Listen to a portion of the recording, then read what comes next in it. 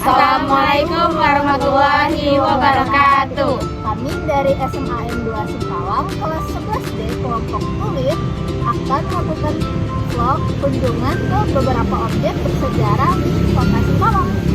Betul kenalan dulu gak sih? Iya dong. Aku Nur Panjarianti. Aku Gracila Nafianti. Aku Cersa Cahyani. Aku Rehan Wulandari. Ikuti kami terus ya. Ya, bye-bye. Pertama, sekarang kita berada di Mes Daerah Singkawang. Mes Daerah Singkawang atau dikenal sebagai Residential Building adalah bangunan bersejarah yang dibangun pada tahun 1920. Bangunan ini awalnya berfungsi sebagai rumah tinggal kontroler Belanda dan sekarang berfungsi sebagai guest house milik pemerintahan Kota Singkawang. Bangunan tersebut dikelola oleh Dinas Pariwisata dan Pemuda Olahraga serta mengalami beberapa kali rehabilitasi. Lokasi kedua, kita berada di kantor Polisi Militer atau kantor KMI atau Tentara Kerajaan Hindia Belanda di Singkawang, memiliki sejarah yang terkait dengan masa kolonial Belanda di Indonesia. Pada tahun 1920, bangunan Mes Daerah dan kantor Polisi Militer didirikan sebagai rumah tinggal kontroler Belanda.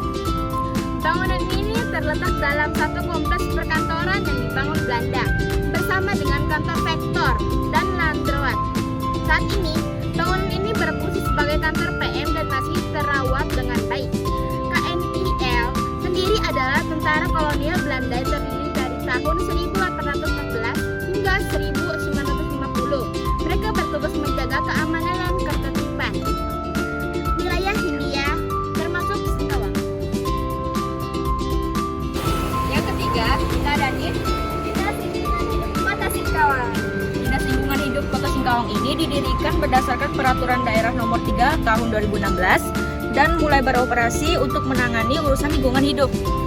Kantornya menjadi pusat kegiatan dinas yang membantu wali kota dalam perumusan dan pelaksanaan kebijakan serta pengelolaan lingkungan di Kota Singkawang. Yang keempat, kita berada di Gedung Landrat Singkawang. Nah, Gedung Landrat Singkawang ini adalah bangunan bersejarah yang didirikan pada tahun 1920 oleh pemerintahan kolonial Belanda untuk berfungsi sebagai pengadilan. Gedung ini sekarang telah ditetapkan sebagai cagar budaya Singkawang karena nilai sejarah dan arsitekturnya yang unik. Yang memadukan gaya Eropa dan lokal, saat ini gedung tersebut tidak lagi berfungsi sebagai pengadilan dan lebih banyak digunakan sebagai objek wisata dan pendidikan untuk menjaga sejarah.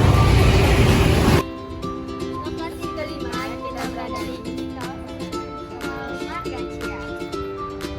Rumah Margacia dibangun pada 4 Februari 1901 oleh Cina Xiao Shuxi, seorang perantau asal Fujian, Tiongkok yang sukses bertani dan berdagang di Singkawang. Ia mendapat hibah tanah dari pemerintah kolonial Belanda karena jasanya dalam mengembangkan ekonomi lokal. Di atas tanah itu, ia membangun rumah besar bergaya Tionghoa tradisional sekaligus kantor dagang Jia Kiapseng. Rumah ini menjadi pusat tempat tinggal dan aktivitas keturunan Margacia atau Jia hingga beberapa generasi. Kini bangunan tersebut ditetapkan sebagai cagar budaya dan dikenal sebagai museum hidup karena masih dimiliki keturunan asli dan mempertahankan tradisi serta arsitektur kuno. Rumah ini menjadi salah satu bukti sejarah keberadaan dan peran komunitas Tionghoa di Singkawang sejak awal abad ke-20. Yang keenam, kita berada di 10 km Nol Singkawang. 10 km Nol Singkawang ini berawal dari sebuah desa di bawah Kesultanan Sambas yang menjadi titik singgah para pedagang dan penambang Tionghoa dari Monterado. Dahulu tubuh ini merupakan area dengan pohon yang kemudian dipotong dan diganti dengan tulisan kilometer 0 Singkawang. Sekitar November 2017 yang menandai titik awal pengukuran jarak di kota, saat ini tubuh tersebut telah direvitalisasi dan menjadi ikon kota, sering dijadikan tempat berfoto oleh warga maupun wisatawan. Yang ketujuh, kita berada di kantor pos Singkawang yang dimana didirikan pada masa kolonial Belanda. Namun, informasi spesifik tentang tahun pendiriannya tidak banyak. tersedia secara umum. Pos Indonesia didirikan pada tahun 1746 oleh Gubernur Jenderal GW Baron van Imhoff di Batavia. Kantor Pos Singkawang adalah salah satu cabang dari PT Pos Indonesia secara umum, yaitu sebagai bagian dari lembaga pemerintah yang sudah eksis sejak zaman Hindia Belanda untuk melayani jasa pos, giro, dan pengiriman uang.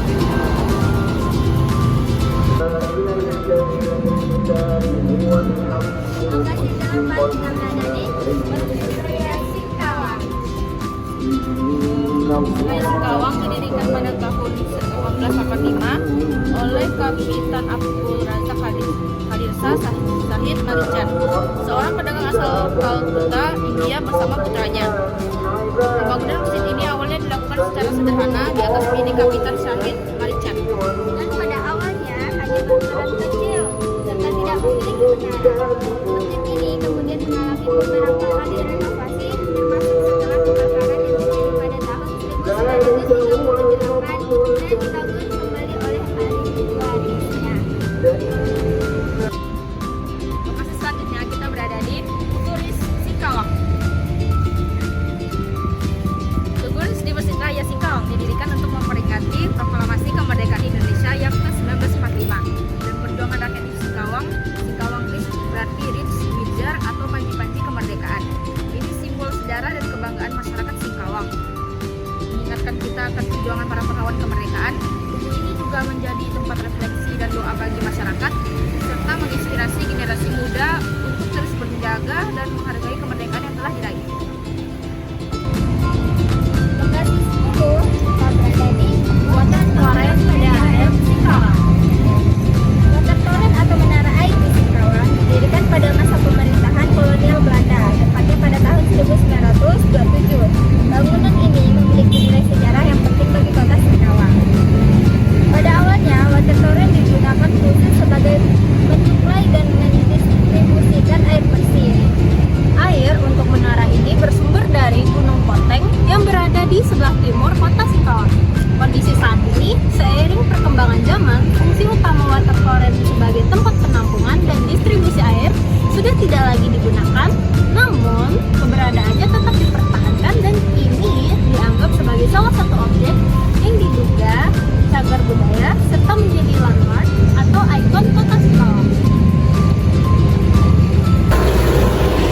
Yang ke-11 kita berada di PLN Singkawang. Didirikan pada 27 Oktober 1945 sebagai jawatan listrik dan gas yang kemudian diubah menjadi Perusahaan Umum Listrik Negara (PLN) pada tahun 1972 dengan tugas utama menyediakan listrik untuk masyarakat Indonesia. Ketenagaan kelistrikan di Indonesia dimulai pada abad ke-19 saat perusahaan Belanda mendirikan pembangkit listrik untuk keperluan mereka. Setelah kemerdekaan, Presiden Soekarno membentuk Jawatan Listrik dan Gas pada 27 Oktober 1945 untuk mengelola pembangkit listrik yang ada. Pada tahun 1972, status PLN dikukuhkan sebagai Perusahaan Umum Listrik Negara sesuai PPNO 18 dengan status sebagai pemegang kuasa usaha Ketenaga Listrikan PKLK untuk kepentingan umum. Yang ke-12 kita berada di SMP Brudar Singkawang. Didirikan oleh Kongregasi Brudar NTB, misalnya di Tera Boni, pada tahun 1959 dengan nama awal Brudar Borromeus Pandal yang menjadi kepala sekolah pertama.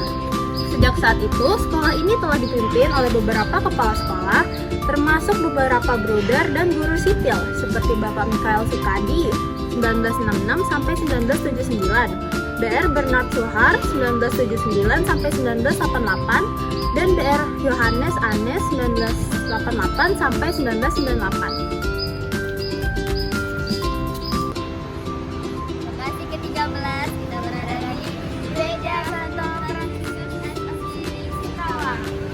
Yaitu berada di Kalimantan Barat, memiliki sejarah yang panjang dan kaya. Maroko di wilayahnya adalah stasi pertama di Kalimantan bagian Indonesia. Didirikan pada tahun 1885 dengan Pastor Walterus Stahl, SD sebagai pastor paroki pertama.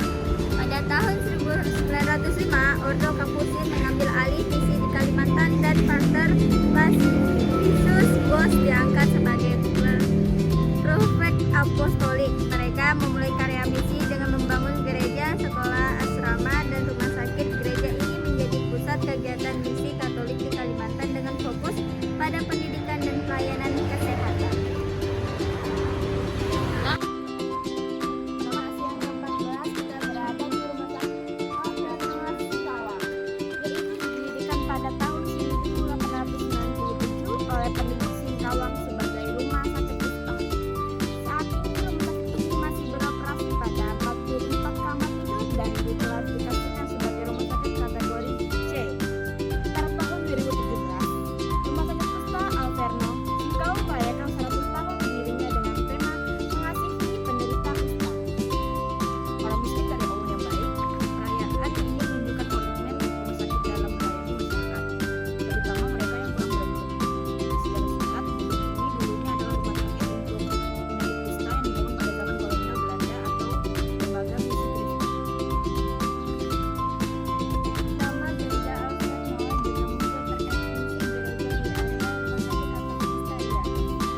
Sekarang bisa difungsikan ulang sebagai fasilitas kesehatan atau bangunan yang terdiri tapi tidak digunakan untuk verifikasi. Lokasi 14 kita berada di salah satu gedung sekolah. Gedung di Singkawang erat kaitannya dengan keberadaan kelenteng Vihara Tridharma Bumi Raya Tionghoa namanya, dan kelenteng tertua di kota Singkawang yang telah berusia hampir 200 tahun. Keberadaan kelenteng ini mencerminkan sejarah panjang etnis Tionghoa di Singkawang yang awalnya merupakan bagian dari wilayah Kesultanan Sambas. Kelenteng ini menjadi pusat spiritual penting dengan para tatung yang akan mengikuti pawai Cap Gome. Harus diberkati di sini untuk mendapatkan kesaktian, menunjukkan akulturasi budaya Tionghoa dan Dayak yang kuat di Singkawang. Di lokasi 16 kita berada di makam Kapitan Balasip pendiri Masjid Raya Singkawang. Dimakamkan di kompleks masjid yang ia bangun sendiri pada tahun 1885. Ia adalah seorang pedagang muslim India yang diangkat menjadi kapitan oleh pemerintah Belanda pada tahun 1875. Makamnya menjadi tempat ziarah dan simbol kerukunan umat beragam di Singkawang, serta mengingatkan kita akan sejarah penting di kota ini. Di lokasi ke-17 kita berada di rumah Kapitan Cina, yaitu adalah rumah tradisional Tionghoa yang dibangun pada tahun 1886 oleh Kapitan Cina pertama Singkawang, Sejong Akhir. Rumah ini merupakan peninggalan sejarah dan budaya Tionghoa di Singkawang, Kalimantan Barat. Rumah Kapitan Cina Singkawang memiliki arsitektur khas Tionghoa dengan pengaruh lokal dan merupakan salah satu contoh arsitektur tradisional Tionghoa yang masih terawat di Indonesia. Rumah ini juga menjadi simbol sejarah dan kebanggaan